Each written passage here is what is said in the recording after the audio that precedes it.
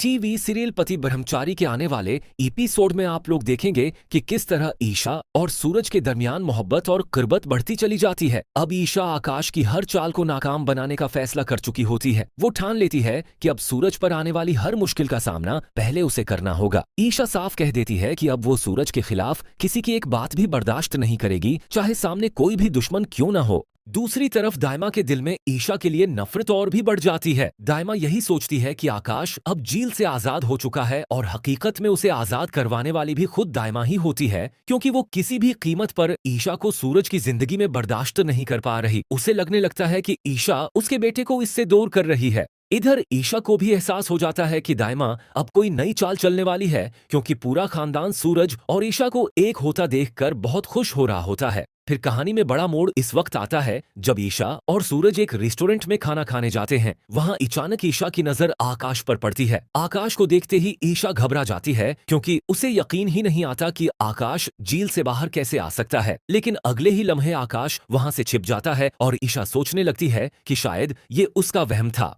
मगर दूसरी तरफ आकाश अपने दिल में खतरनाक फैसला कर लेता है। वो कहता है कि अगर ईशा ने सूरज को अपना शोहर मान लिया है तो अब वो सूरज की जान लेकर ही रहेगा। आकाश का जुनून अब खतरनाक हद तक बढ़ चुका होता है और वो सूरज को खत्म करने की नई साजिश तैयार करने लगता है। इधर ईशा भी सूरज को परेशान नजरों से देखती है और कहती है कि अगर सूरज को किसी मुश्किल का सामना करना पड़ा तो वो ये हरगिज़ बर्दाश्त नहीं करेगी। इसी दौरान ईशा आरो और काव्या की तरफ इशारा करते हुए कहती है कि ये दोनों एक साथ कितने अच्छे लग रहे हैं और उनकी खुशी में ही हमारी खुशी है। जब हम दोनों भी उसी तरह एक हो जाएंगे तब हमारा खानदान मुकम्मल हो जाएगा।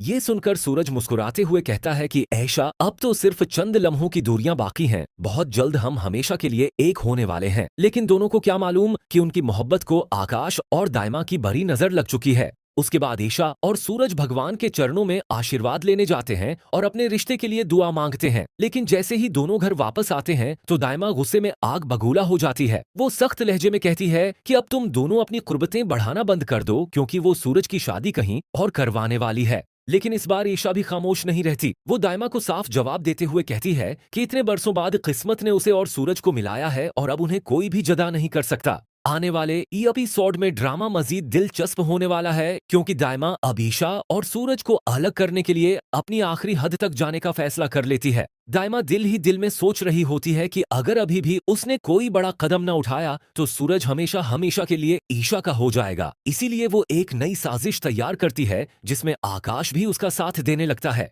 दूसरी तरफ ईशा और सूरज अपनी नई जिंदगी के ख्वाब सजाने में मसरूफ होते हैं। पूरा खानदान भी दोनों को खुश देखकर बहुत खुश होता है। लेकिन ईशा के दिल में बार बार एक अजीब सा खौफ पैदा हो रहा होता है। उसे ऐसा महसूस होने लगता है जैसे कोई बड़ा खतरा सूरज के आसपास मंडला रहा हो। उसी दौरान आकाश रात के अंधेरे में सूरज पर हमला करने की प्लानिंग करता है। वो किस्म खाता है कि अगर सूरज उसकी जिंदगी में नहीं रह सकता तो वो किसी और का भी नहीं होगा। आकाश की नफरत अब इंतकाम में बदल चुकी होती है। इधर दाइमा एक और बड़ा खेल खेलती है। वो खानदान के सामने ईशा के खिलाफ जहर भरना शुरू कर देती है। दाइमा कहती है कि ईशा के आने के बाद ही इस घर में सुकून खत्म हो गया है और सूरज भी अब अपनी मां से दूर होता जा रहा है। ये सब सुनकर कुछ लोग दाइमा की बातों में आने लगते हैं। लेकिन ईशा हार मानने वालों में से नहीं होती। वो फैसला करती है कि अब वो हर साजिश का डटकर मुकाबला करेगी। ईशा सूरज से वादा करती है कि चाहे कितनी भी मुश्किलात क्यों ना आए, वो कभी उसका साथ नहीं छोड़ेगी। सूरज भी ईशा का हाथ थाम कर कहता है कि अब कोई ताकत उन्हें जदा नहीं कर सकती।